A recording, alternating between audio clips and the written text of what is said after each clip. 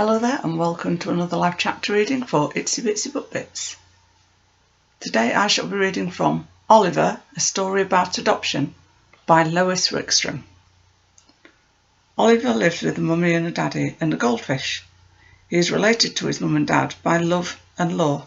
Oliver is adopted. One day, when Oliver was playing pirate on the sidewalk, he decided to climb up the new maple tree, the mast of his pirate ship. From there he could see if any treasure ships were near.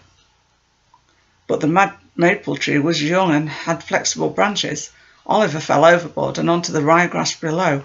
He landed on his hip. His daddy rushed over to see if he had broken any bones. "Are you all right? Where do you hurt?" he asked. "I'm just bumped," said Oliver, pointing to his hip. His daddy kissed him and then said, "It's not a good idea to climb a tree that isn't strong. Now go upstairs to your room and think about how to play safely." On his way upstairs, Oliver thought, Daddy doesn't understand that the maple tree looks more like a ship's mast than any other tree on the block. In his room, Oliver started to cry and feel sorry for himself. He beat up his pillow so hard that he ripped the pillowcase. He felt so angry that he'd poke himself if he tried to sew it up. "I wouldn't be stuck in this room if I hadn't been adopted," he moped.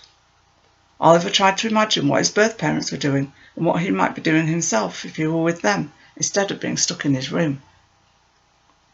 Maybe his birth parents worked for the fire department, then he could ride the fire truck everywhere they went.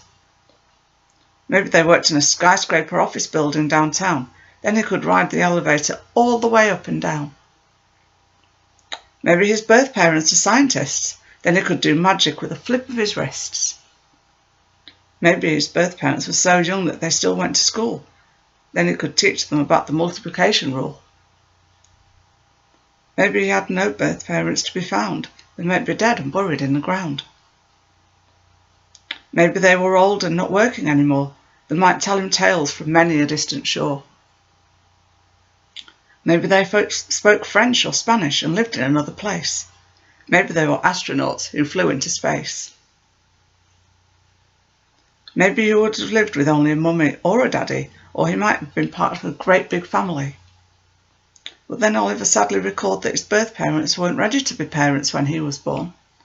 He didn't know why, but he did know that it wasn't because they didn't want to be his parents. They just couldn't be parents to any baby right then. So whatever they were doing, he couldn't be with them, and he was stuck in his room with a torn pillowcase that he really ought to be mending. So Oliver decided to sneak downstairs to get the sewing box from the dining room table.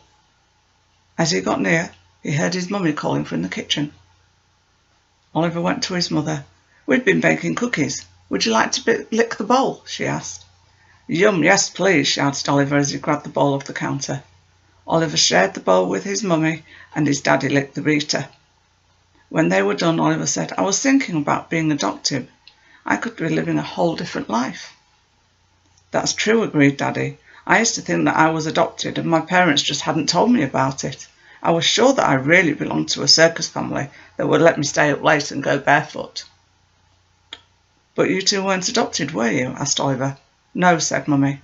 "No," said Daddy. "But I think most children imagine other lives they could be having, especially when they're angry with their parents."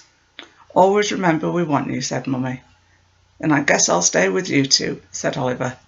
"But first I want to mend my pillowcase." And since he wasn't angry anymore, he didn't poke himself. I hope you enjoyed that chapter reading and that you'll go check out the book. Thanks very much for watching. Bye bye.